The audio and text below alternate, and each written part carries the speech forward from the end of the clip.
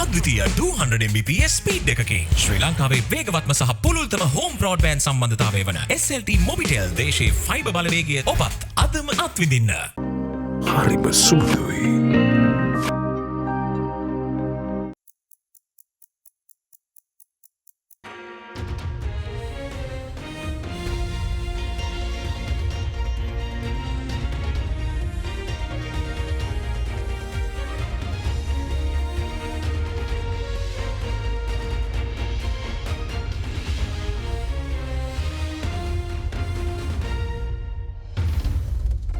Tonight on First at 9, this Friday the 2nd of June 2023.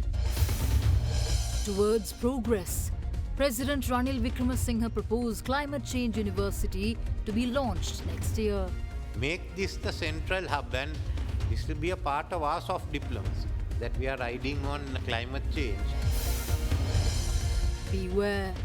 IMF Deputy Managing Director says good governance is necessary to safeguard the hard-won gains of the reforms program.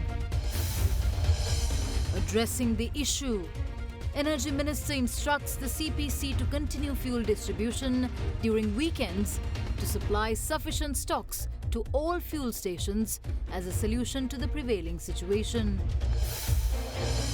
Easing controls, government to lift import restrictions on close to 400 items during next week. Alliance Finance මෙතුරු රන්නයි සේවාවෙන් රන් පවුම්කට රුපියල් 1,70,000ක ඉහළ අධිකාරමක්. ඔබේ විශ්වාසය දිනු සෙන්සුරයින් දැන් ළඟම ඇති ෆාමසියෙන් ලබාගත හැක. This is AdaDerana First at 9. Live from Studio 24 in Colombo. Good evening and welcome to First at 9. I am Shanella Fernando in your top stories for tonight. Deputy Managing Director of the International Monetary Fund, Kenji Okamura, welcomed the strong commitment of Sri Lankan authorities to implement an ambitious economic program supported by the IMF. In a statement, the IMF Deputy Managing Director said Sri Lankan people who underwent hardships can be rewarded by good governance. He also underscored the importance of decisive implementation of structural reforms which can attract investment and boost growth. Deputy Managing Director of the International Monetary Fund, Kenji Okamura, who arrived in Sri Lanka on Wednesday, left the island yesterday after concluding a two-day visit. Issuing a statement on his visit, the IMF Deputy Director welcomed the strong commitment of the Sri Lankan authorities to implement the ambitious economic program which is supported by the global lender. The statement noted that Sri Lanka is showing tentative signs of improvement, in part due to the implementation of critical policy decisions. However, the economic recovery remains challenging. It further stated that more than ever, it is essential to continue the reform momentum under strong ownership by both the authorities and the Sri Lankan people. IMF Deputy Managing Director Kenji Okamura stated that discussions were held on the importance of fiscal measures, in particular revenue measures, for a return to macroeconomic stability. He stated that he was encouraged by the authorities' commitment to negotiate a debt strategy in a timely and transparent manner, and added that continued open dialogue with the creditors will help reach restructuring agreements to restore debt sustainability in line with the program targets. Kenji Okamura noted that safeguarding the stability of the financial sector is of utmost importance in this process. He stated that he discussed with Sri Lankan parliamentarians on the importance of strengthening governance, which is a central pillar of the program, adding that the hard-won gains of Sri Lankan people who have relentlessly supported the reform effort can only be safeguarded by good governance. Following his visits to the dockyard, port terminal and the port city, he stated that he was impressed to see continued economic activity, which is a testament to the resiliency of the Sri Lankan economy. Further, he stated that he underscored the importance of decisive implementation of structural reforms which can attract investment and boost growth. While appreciating Sri Lanka's long-standing relations with the IMF, the Deputy Managing Director of the global lender expressed their continued support to Sri Lanka via the extended fund facility. State Minister of Finance Ranjit Siyambalapitiya addressed concerns pertaining to the Gazette issued requiring those aged over 18 to be registered with the Inland Revenue Department. Speaking to media today, the State Minister explained that this requirement does not imply that a tax will be charged from all who are over 18 years of age, but instead will receive welfare benefits in the future under their respective tax file number. President Ranil Wickremesinghe issued a special gazette notification making it mandatory for professionals belonging to 14 categories to register with the Inland Revenue Department. As per the relevant gazette, professionals belonging to 14 categories including doctors, accountants, bankers, architects, quantity surveyors and attorneys at law have to be registered with the Department of Inland Revenue with effect from yesterday. Further, any individual aged 18 years or more by the 31st of December in 2023 or attains the age of 18 years on or after the 1st of January in 2024 are also subjected to the provisions of the Gazette notification issued by the head of state. In this backdrop, State Minister of Finance Ranjit Simbalapatia today addressed concerns pertaining to the requirement for those aged over 18 years to be registered with the IRD. දෙදස් විසිතුර අයවැලෙක්නේ යෝජනාවත් තිබුණා අවුරුදු 18ට වැඩි සියලුම පුරවැසියන් සඳහා බදු ලිපිගුණුවක් විවෘත කරනවා කියලා. මේකෙන් අදහස් වෙන්නේ නෑ මේ සියලු දෙනාගෙන් රජය බදු මුදලක් ගන්න යනවා කියලා. මේ ගැසට් පත්‍රයෙන් අදහස් වෙන්නේ විශේෂයෙන්ම ජූනි මාසේ 1 වෙනිදා ඉඳලා මේ රටේ බදු ගෙවිය හැකියයි විද්‍යාමාන වෙන කැපී පෙනෙන පන්තින් වලට නියමයක් කරලා තියෙනවා. කරුණාකර බදු ලිපිගුණුවක් විවෘත කරන්න කියලා. ලෝකේ බොහෝ දියුණු රටවල ඒ ක්‍රමය අනුගමනය කරනවා. රජයට හැකියාවෙන් ආදායමක් ගැනීම වගේම රජයෙන් අවශ්‍යයට ආදායම් දීමත් මේ බදු ලිපිගුණුව තුළින් තමයි සිද්ධ වෙන්නේ. President Ranil Wickremesinghe, during a meeting on climate change and green growth, announced that the proposed climate change university will be launched next year. While briefing officials on the progress made so far, the president said this university, which is expected to attract expertise from across the world, will be part of Sri Lanka's soft diplomacy. The head of state went on to say that any country or organization that will invest in the university will be a stakeholder of it.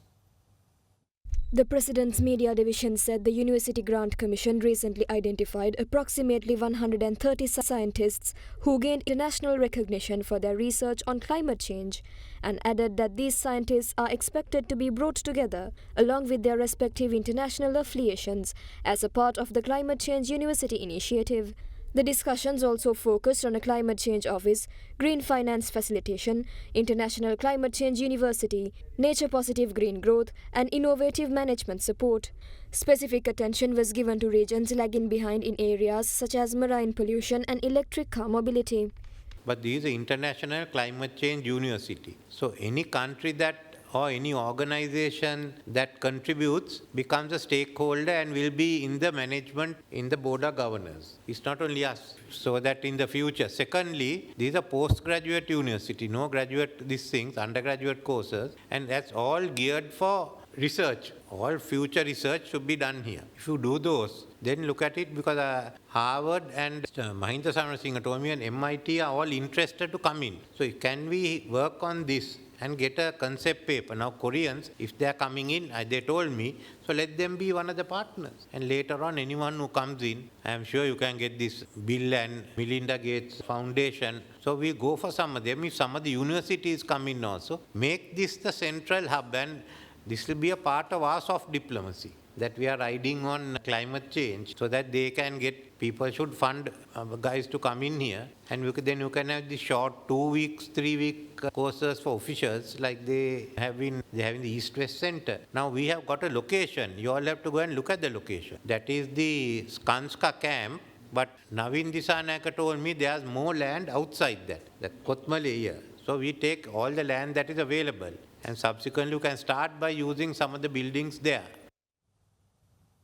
Minister of Education Dr. Susil Premajayantha highlights the importance of investing funds on research and development, just as developed countries like China and South Korea, who have allocated over 3% of their GDP for research. Addressing an event in Colombo today, the Education Minister said Sri Lanka's education system must be reformed, or transformed rather, by improving the skills sector.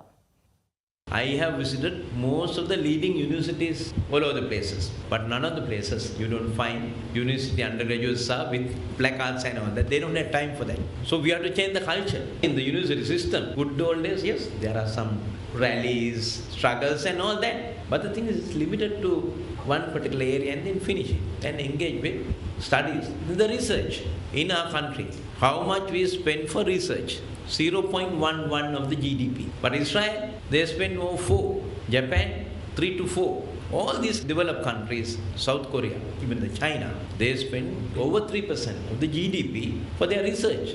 So that here, and the research grants are there, but again, those grants are taxable. Then there's another issue. But we can negotiate and come to some kind of settlement. But the issue is, if we don't improve the allocation of research, not only universities, even there are so many other institutions, tea research, rubber research, how many research institutions we have? But within 2 years or 1.5 years, I don't know what happened to all this research. So if you go through the summary of the president's statement made yesterday, there's a roadmap. So now we are in a recovery stage. It will take few years to fully recover. So as citizens, we all have, without any differences, the responsibility. I am sure after the completion of this particular program, so you have to apply it. Our country, the issue is, most of the graduates in most of the faculties, except engineering, medical and few other faculties, others as they pass out, they can't engage in employment because skills sector not developed. That is the whole issue in the whole education system, general education, even the universities. So we have to transform this education by improving the skills sector. So even after leaving the school, now there are intakes from youths and train them, develop their skills so they can find employment opportunities not only in Sri Lanka but in other countries. We'll be back after a short commercial break. ගොඩමඩ පෙරලි කරන බලපුළුවන්කාරයා මහින්ද්‍රා යුවෝ ඩීමෝ වෙතින්.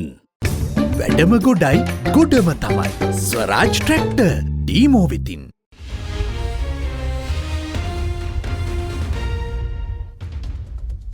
Welcome back. In more news, instructions have been given to the Ceylon Petroleum Corporation and Ceylon Petroleum Storage Terminals to continue fuel distribution during the weekend in order to supply sufficient stocks to all fuel stations.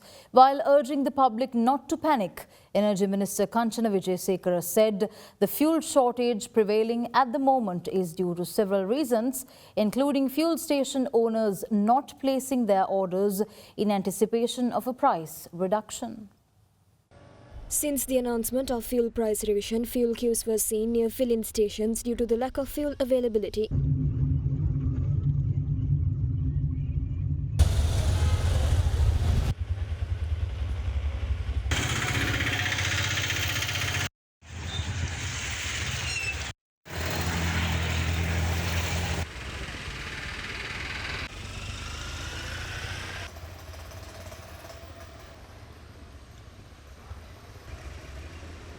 The Minister of Power and Energy said such fuel availability is due to fuel station owners not placing orders for fuel since last Saturday, anticipating a price reduction. He also noted that the immediate increase in demand after the price revision and quota increase have created shortages at fuel stations.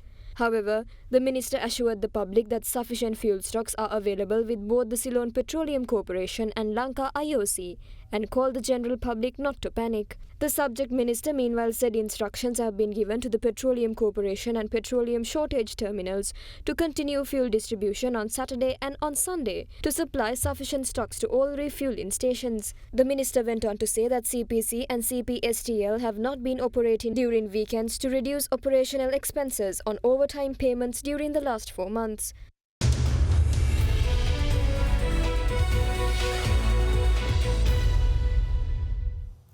In business news, State Minister of Finance Ranjit Siyambalapitiya says that the government is planning to lift import restrictions imposed on 300 to 400 items within next week. Speaking to media in Kegol, the State Minister further said the decision was taken considering the current foreign reserves position. අපේ සංචිත ප්‍රමාණය දැන් ශක්තිමත් වෙලා. අපි දැන් dollar බිලියන 3ක විතර සංචිත ප්‍රමාණයක් රැස් කරගෙන තියෙනවා. ඉතින් දැන් අපි විශේෂයෙන් සලකා බලාගෙන යනවා. අපි දැනට නවත්තලා තියෙන රේගු සංකේතාංක 1216 කොපමණ ප්‍රමාණයක් නිදහස් කරන්න පුළුවන් වේවිද කියලා. අපි ලබන තුල තවත් නවත්තලා තියෙන ආනයනන්ගෙන් 300ත් 400ත් අතර ප්‍රමාණයක් නිදහස් කරන්න බලාපොරොත්තු වෙනවා. The Sri Lankan rupee, which was around 360 against the US dollar by the end of February, appreciated by 22.9% by the end of May. According to the exchange rate statistics of CBSL, the nominal exchange rate of the rupee against the US dollar stood at 292 by the end of the day. Addressing the monetary policy review yesterday, the central bank governor, Dr. Nandalal Veerasinghe, called on members of the public not to believe in any analysis on the rupee. He also said that the exchange rate is determined by the market and the central bank will only intervene to smooth volatility.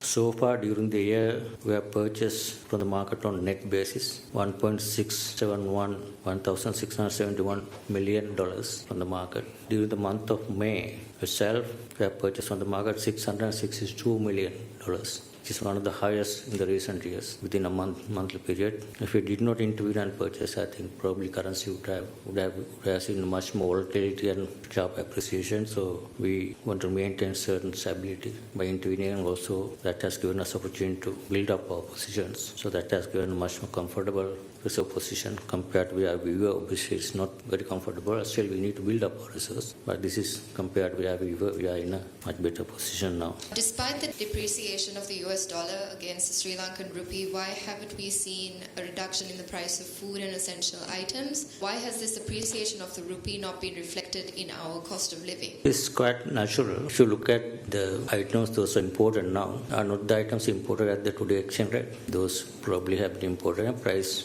at earlier rates. So any adjustment in the exchange rate, there's a transition period, time lag. That's why, even press release we mentioned that the impact of the appreciation would not fall in the prices immediately. People who are importing, what they're getting now is what they ordered, place orders 2-3 months ago. So that's any economy, that's how it adjusted. It will adjust certainly. That's why we think inflation will be coming down. Price levels will be more stable when we see the impact of the appreciation would reflect and transmit into actual prices going forward.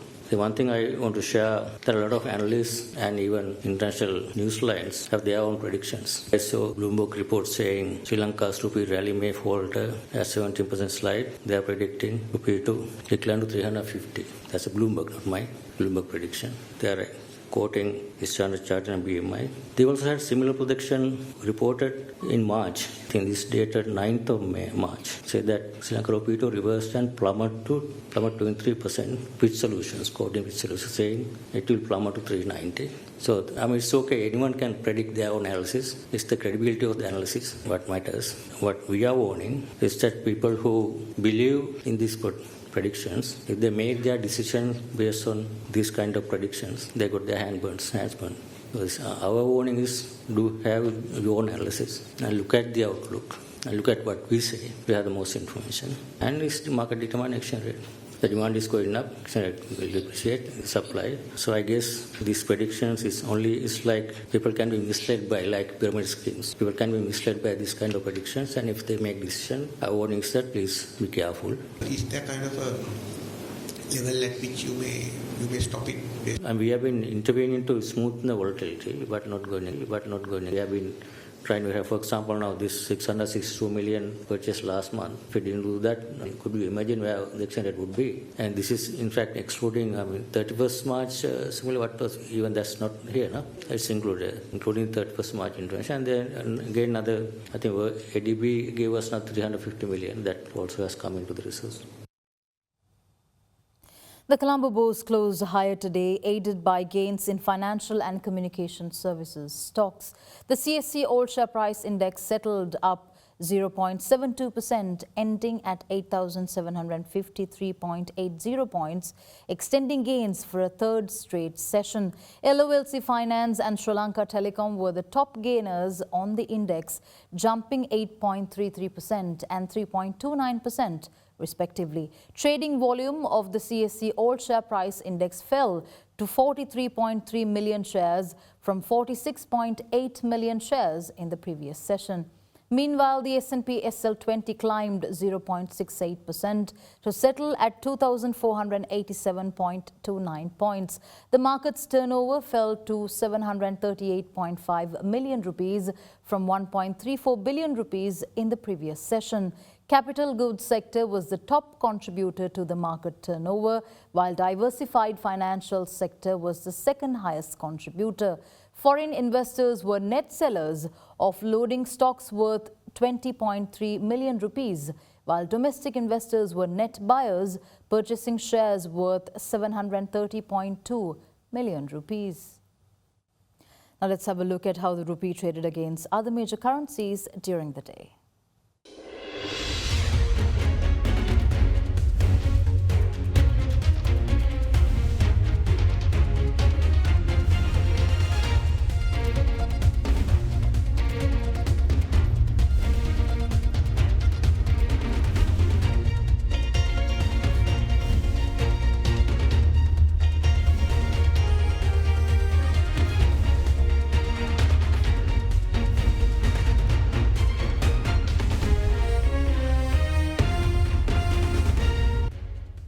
With that, we wrap up tonight's edition of First at 9. Thank you for joining. I'm Shanella Fernando. Have a good night.